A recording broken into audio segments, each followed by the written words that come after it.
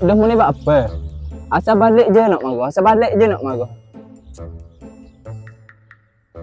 Duduk marah buat apa? Asal kau ajak jumpa, ada je alasan. La haula wala. Mune. Aku kerja, Kang. Dulu boleh lah aku kerja diri. Boleh juga aku celah-celah. Mu pun kerja juga, Kang. Bukan mu tak faham. Eleh, dah kerja, dia kan tak ada cuti. Orang lain pun kerja juga. Dah ni benda. Aku jumpa mu ni, aku cuti lah ni. Mu tu kan boleh kira. La haula wala. Mu tu dah boleh galak, duk cuti pun tak apa. Mentang-mentang mana puan situ. Pulak dah. Mu tengok leh tu pakat kakak-kakak belaka dah Heli weh. Nikah belaka dah, anak besar-besar jalan belaka dah leh situ. Duk kira lah, dah galak-galak situ kamu. Aduh lah mu ni, payuh hungguh lah kalau ada orang pisang mu ni. Dia gini duk kena. Dah kita aku tak kerja lah. Mu je mari duduk minang rumah aku, boleh?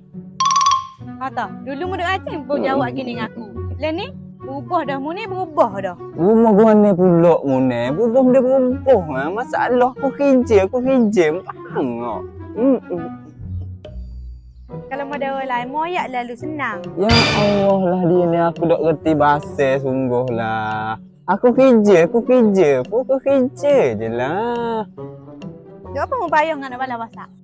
Dah, aku duduk bahagian kitchen, bukanlah aku duduk dekat pendaftar pesakit tu. Kitchen? Mesti ramai orang puang tau. Ya Allah lah mu ni, apa lah dah memang ramai puang. Dah kerja masuk kan? Tau. Kira mu takut balas masak aku sebab takut staf puang tahu mu ada kasih ha? Ya Allah, Bim, ni ngak apa lah ada reti bahasa ngak. Aku busy masuk je lah, Li. Kadang-kadang aku pergi buat program-program mana, tapi aku kabur ke mau aku pergi mana-mana, kan? Ya tu mu. Padahal tak mau biar orang tahu mu ada kasih. Kau tahu tak, Li? Aku habis rank cari masa. Nak kadang-kadang aku ayo buang sampah, tahu tak? Nak nyebalah WhatsApp mu. Buang siapa? Dediket kan ada?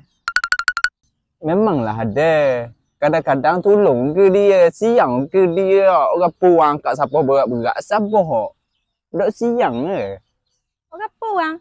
Tak ada orang lain sangat dah ke nak tolong dia? Mesti budak tu comel. Kalau duk mudak tolongnya dia. Ngaku je lah Zaidi. Ya Allah lah. Aku serabut dengan mu tak buat apa lah menjadi gini balik pulau. Makan telur penyu ke?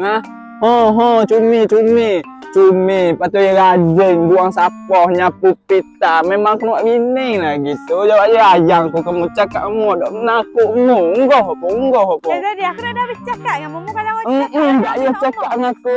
Happy lah mu ni. Ambil happy dulu lah.